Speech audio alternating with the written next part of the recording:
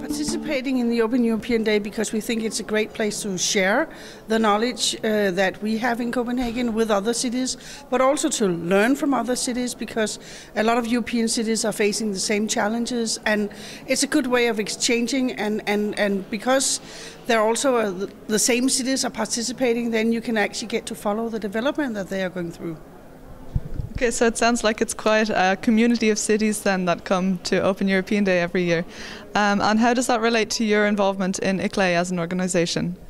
Well, for us, ICLE is both the network, the community that it creates, but it's also the political side of it. It's about making the city's voices heard in the whole climate debate, in the whole climate negotiations situation, where it's really important to have to give the cities a strong voice.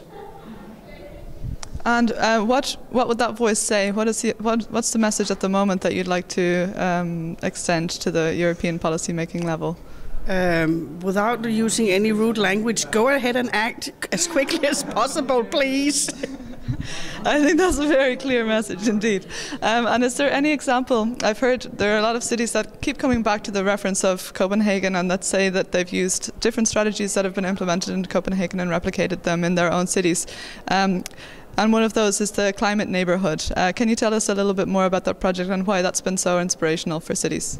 Well, the climate neighbourhood is our sort of study area where we are implementing a miniature of our cloud-based management plan, so that citizens in the city, but also visitors, can actually come and see what do we actually mean when we talk about climate adaptation with an added value with green and blue city, so that they can come and see this in real life, what it looks like.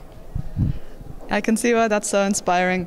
And so, even given all the changes that have been implemented in Copenhagen, what changes would you like to see in Copenhagen, in your own city, in the coming years?